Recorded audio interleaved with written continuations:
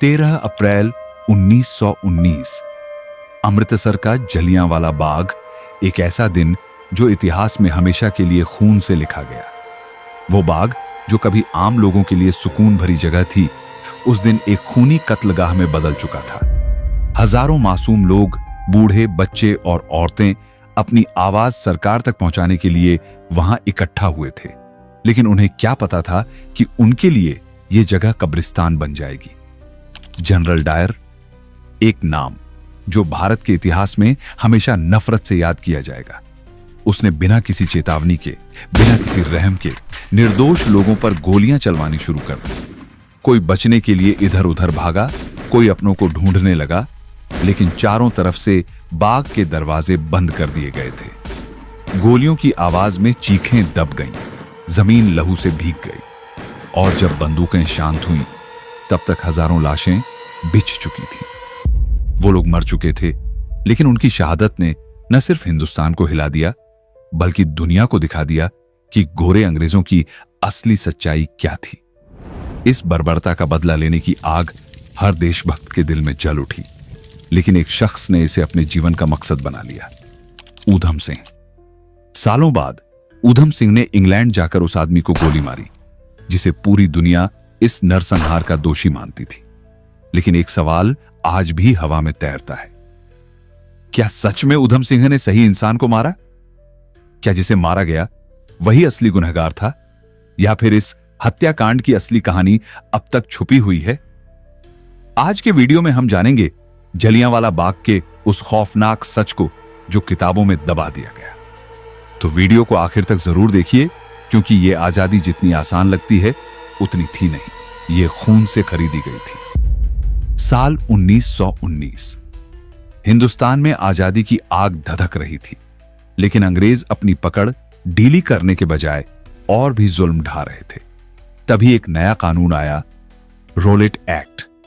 नाम भले ही कानून का था, लेकिन असल में यह हिंदुस्तानियों की आजादी पर ताला लगाने वाला हथियार था। यह कानून अंग्रेजों को खुली छूट देता था कि वे बिना किसी मुकदमे, बिना किसी सबूत के जब चाहें किसी भी भारतीय को गिरफ्तार कर सकते थे। यानी ना कोई सुनवाई, ना कोई सफाई, बस सीधा जेल। जैसे ही यह कानून पास हुआ, पूरे देश में गुस्से की लहर दौड़ गई। महात्मा गांधी से लेकर आम जनता तक हर कोई इसके खिलाफ आवाज उठाने लगा। अमृतसर में भी विरोध शुरू हुआ, लेकिन 10 अप्रैल को अंग्रेजों ने बर्बरता की सारी हदें पार कर दी। सैफुद्दीन किचलू और डॉ सत्यपाल, दो ऐसे नेता जो लोगों को अहिंसात्मक तरीके से विरोध के लिए जागरूक कर रहे थे, उन्हें अचानक गिरफ्तार कर लिया गया। इस गिरफ्तारी ने लोगों के दिलों में सुलग रही चिंगारी को भड़का दिया। अमृतसर की गलियों में आक्रोश फैलने लगा। लोगों ने फैसला किया कि 13 अप्रैल को जलियांवाला बाग में इकट्ठा होकर अंग्रेजों के खिलाफ अपनी आवाज बुलंद करेंगे। वो दिन पंजाब के लिए वैसे भी खास था, बैसाखी का दिन। दूर दूर से लोग अमृतसर आए थे, कोई अपने रिश्तेदारों से मिलने, तो कोई मेले का आनंद लेने। लेकिन किसी को नहीं पता था कि यह दिन उनकी जिंदगी का आखिरी दिन साबित होने वाला है। इधर जलियांवाला बाग में सभा की तैयारी चल रही थी, उधर जनरल डायर अपने घिनौने प्लान को अमल में लाने में जुटा था। उसे यह गवारा नहीं था कि हिंदुस्तानी उसके बनाए कानून के खिलाफ खड़े हों। उसने पहले ही तय कर लिया था कि इस सभा को रोकने के लिए किसी भी हद तक जाएगा। 12 अप्रैल की रात उसने अतिरिक्त सैनिक टुकड़ी बुला ली। उसकी बंदूकें तैयार थीं और उसकी सोच में सिर्फ एक ही चीज थी, खून, बेगुनाहों का खून। सुबह का सुनहरा उजाला चारों तरफ फैला था। पंजाब की मिट्टी में बैसाखी की खुशबू घुली थी। हर तरफ उल्लास था, हंसी खुशी का माहौल था। बच्चे दौड़ रहे थे, मेले की रौनक अपने चरम पर थी और लोग अपनों से मिल रहे थे। लेकिन जलियांवाला बाग में इकट्ठा हो रही भीड़ की वजह कुछ और थी। एक शांतिपूर्ण सभा, एक विरोध, एक उम्मीद कि उनकी आवाज सुनी जाएगी। करीब 25,000 लोग वहां जमा हो चुके थे। कोई भाषण दे रहा था, कोई चुपचाप सुन रहा था, और किसी को अंदाजा भी नहीं था कि अगले कुछ पलों में यह जगह मौत के कुएं में बदलने वाली है। इधर शहर के एक कोने में जनरल डायर अपनी खूंखार आंखों से जलियांवाला बाग की ओर देख रहा था। उसने अपनी सेना को तैयार किया, अपनी बंदूकों को चेक किया और एक ठंडी मुस्कान के साथ कदम बढ़ा दिए। आज हम इन्हें सबक सिखाएंगे, उसने अपने सैनिकों से कहा। वो पूरी तैयारी के साथ निकला था। उसकी जहन में कोई संदेह नहीं था। आज खून बहेगा, बहुत सारा खून। बाग में एक ही संकरा रास्ता था, वही एकमात्र दरवाजा जिससे लोग अंदर आए थे।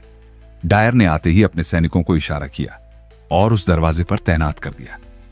कोई बाहर ना निकल पाए, उसका आदेश था। भीड़ अब भी बेखबर थी। किसी को अंदाजा भी नहीं था कि मौत उनके सिर पर मंडरा रही है। फिर अचानक फायर, एक भयंकर आवाज गूंजी और उसके साथ ही गोलियों की बरसात शुरू हो गई। बिना चेतावनी, बिना कोई पूर्व सूचना, सीधे कत्लेआम। चारों तरफ चीख पुकार मची थी। जमीन खून से सन चुकी थी और आसमान में सिर्फ गोलियों की गूंज सुनाई दे रही थी। जनरल डायर के इशारे पर जवानों ने बिना रुके गोलियां बरसानी शुरू कर दी। सिर्फ 10 मिनट, लेकिन उन 10 मिनटों ने हजारों जिंदगियां छीन ली। 16 राउंड की फायरिंग बिना 1 सेकंड की देरी के। कोई नहीं बचेगा। डायर के सैनिकों की आंखों में दया का नामो निशान नहीं था। बंदूकें तब तक गरजती रहीं जब तक उनमें आखिरी गोली बाकी थी। चारों तरफ भगदड़ मची थी। लोग इधर उधर भाग रहे थे, लेकिन जाने का कोई रास्ता नहीं था। कुछ माओं ने अपने बच्चों को गोद में उठा लिया। शायद सोच रही थीं कि मासूम बच्चों को देख सैनिकों का दिल पिघल जाएगा, लेकिन नहीं, बंदूकें रुकी नहीं। कुछ बूढ़े कांपते पैरों से दीवार फांदने की कोशिश करने लगे, लेकिन तभी गोलियां उनके जिस्म चीर गईं। कुछ नौजवानों ने आखिरी कोशिश में कुएं की तरफ दौड़ लगाई। अगर बाहर नहीं भाग सकते तो शायद कुएं में कूदकर जान बच जाए, लेकिन मौत ने वहां भी रास्ता रोक रखा था। लोग एक के बाद एक कुएं में कूदने लगे। कुछ जिंदा, कुछ मर चुके थे। देखते ही देखते वो कुआं लाशों से भर गया। जब नरसंहार थमा और लोग वहां पहुंचे तो कुएं में से 120 लाशें निकाली गईं। पानी नहीं, सिर्फ खून। इसलिए आज भी उसे खूनी कुआं कहा जाता है। सैनिकों की बंदूकें आखिरकार शांत हुईं, लेकिन दीवारों पर छूटे गोलियों के निशान कभी मिटने वाले नहीं थे। आज भी जलियांवाला बाग की दीवारें उन गोलियों की कहानियां कहती हैं। कहानियां उन बेगुनाहों की जो सिर्फ अपनी आजादी की बात कहने आए थे और जिनकी आवाज गोलियों की गड़गड़ाहट में हमेशा के लिए दबा दी गई। 10 मिनट की अंधाधुंध फायरिंग के बाद जब गोलियों की आवाज थमी, तब जलियांवाला बाग मौत के सन्नाटे में डूब चुका था। हर तरफ लाशें बिछी थीं, घायल कराह रहे थे और चारों ओर खून ही खून था। लेकिन जनरल डायर, वो तो इस खूनी खेल के बाद राक्षसों की तरह हंसता हुआ बाहर निकल गया। यह हुकूमत का असली स्वाद है। उसकी आंखों में दहशत नहीं, बल्कि विजय का अहंकार था। वो सिर्फ जलियांवाला बाग तक ही नहीं रुका। अमृतसर की सड़कों पर जो भी भारतीय उसे दिखता, वो उसकी बंदूक का अगला निशाना बन जाता। अंग्रेज सैनिकों ने बेगुनाहों को अपनी तोपों के पीछे रस्सियों से बांध दिया और सड़कों पर घसीटते हुए ले गए, मानो वो इंसान नहीं, सिर्फ मांस के लोथड़े हों। इसके बाद अंग्रेज सरकार ने अपने आधिकारिक आंकड़े जारी किए। 349 मौतें, बस 349। लेकिन जो वहां थे, जो अपनों को खो चुके थे, वो जानते थे कि हकीकत में मरने वालों की संख्या हजारों में थी। पूरा देश हिल गया। हर तरफ इस नरसंहार की निंदा होने लगी। इस घटना की जांच के लिए अंग्रेजों ने लेफ्टिनेंट माइकल ओडवायर को जिम्मेदारी सौंपी और जब जनरल डायर से पूछा गया कि उसने निहत्थी भीड़ पर गोलियां क्यों चलवाईं, तो उसने बेशर्मी से कहा, मजबूरी थी। अगर मैं गोली नहीं चलवाता तो वही भीड़ मुझे मार देती। लेफ्टिनेंट ओडवायर ने सुना, सोचा और फिर अपना फैसला सुनाया। बिल्कुल सही किया डायर, तुमने सिर्फ अपने कर्तव्य का पालन किया और इस तरह हजारों बेगुनाहों का हत्यारा बिना किसी सजा के खुलेआम घूमता रहा। लेकिन यह कहानी यहीं खत्म नहीं हुई। इस खूनी खेल का एक ऐसा अंत होने वाला था जिसे अंग्रेजों ने कभी सोचा भी नहीं था। जलियांवाला बाग की वो शाम जब हजारों निहत्थे भारतीयों को गोलियों से छलनी कर दिया गया था, एक युवा क्रांतिकारी के दिल में ऐसी आग जला गई थी जो तब तक बुझने वाली नहीं थी जब तक इंसाफ न मिल जाए। सरदार ऊधम सिंह, वो नौजवान जिसने अपनी आंखों के सामने जलियांवाला बाग में हजारों मासूमों को दम तोड़ते देखा था। वो खुद भी वहां मौजूद थे, लेकिन किस्मत से बच गए, लेकिन एक नए मकसद के साथ, बदला लेने के लिए। उस रात जब जलियांवाला बाग में सिर्फ सिसकियों की गूंज बची थी, जब चारों ओर खून से सनी लाशें पड़ी थीं, जब उन लाशों के बीच बिलखते बच्चे अपनी मरी हुई माओं को हिलाने की नाकाम कोशिश कर रहे थे, तभी ऊधम सिंह ने अपनी मुट्ठी भींच ली थी। उसकी आंखों में आंसू थे, लेकिन साथ ही उनमें एक ऐसी चिंगारी थी जो सालों बाद जलकर एक ज्वाला बनने वाली थी। जलियांवाला बाग हत्याकांड के बाद ब्रिटिश सरकार ने मामले की जांच के नाम पर हंटर कमीशन गठित किया, लेकिन यह महज एक दिखावा था। परिणाम वही निकला जिसकी उम्मीद थी। जनरल डायर निर्दोष घोषित हुआ, बल्कि उसे सम्मानित भी किया गया। पर एक बात जरूर हुई, डायर को ब्रिटेन भेज दिया गया और कहा गया कि वह दोबारा भारत नहीं लौटेगा। लेकिन क्या सिर्फ डायर ही दोषी था? नहीं, डायर तो सिर्फ एक मोहरा था। असली मास्टरमाइंड था माइकल ओडवायर, वही आदमी जिसने पंजाब का गवर्नर रहते हुए इस हत्याकांड को अंजाम देने के लिए डायर को खुली छूट दी थी। ऊधम सिंह को यह समझने में देर नहीं लगी कि अगर किसी से बदला लेना है तो असली निशाना ओडवायर होना चाहिए। बदले की आग लिए ऊधम सिंह ने भारत छोड़ दिया, लेकिन यह सिर्फ एक देश छोड़ने की बात नहीं थी। यह अपने मिशन को पूरा करने के लिए सही वक्त का इंतजार था। वो अफ्रीका गए, फिर अमेरिका, फिर यूरोप। कई सालों तक उन्होंने अलग अलग नामों से खुद को छिपा कर रखा। इस बीच उन्होंने क्रांतिकारी गतिविधियों से जुड़े कई लोगों से मुलाकात की। भगत सिंह से लेकर राजगुरु और सुखदेव तक सभी के साथ उनका गहरा रिश्ता था। भगत सिंह की सोच ने ऊधम सिंह को और भी दृढ़ बना दिया। इनकलाब जिंदाबाद, ये नारा अब उनके जीवन का मंत्र बन चुका था। गरीब घर में जन्मे ऊधम सिंह के लिए इतना बड़ा बदला लेना सिर्फ जोश का खेल नहीं था, बल्कि एक मिशन था। एक ऐसा मिशन जिसमें हर कदम संभल कर रखना था। मिशन लंदन की तैयारी। उनके सिर से मां बाप का साया पहले ही उठ चुका था। अब सिर्फ एक ही मकसद बचा था, माइकल ओडवायर का खात्मा। इस सफर की शुरुआत उन्होंने गदर पार्टी से की। यहीं से उन्होंने क्रांतिकारियों से जुड़कर अपने मिशन की प्लानिंग शुरू की। लेकिन लंदन तक पहुंचना आसान नहीं था। पैसा चाहिए था, पहचान छिपानी थी और सही वक्त का इंतजार करना था। उन्होंने बढ़ई का काम शुरू किया, फिर मजदूरी की और धीरे धीरे पैसे जोड़ने लगे। जब कुछ पैसे इकट्ठे हुए तो वो अमेरिका के लिए रवाना हो गए। वहां कुछ साल काम करने के बाद आखिरकार वो लंदन पहुंच गए।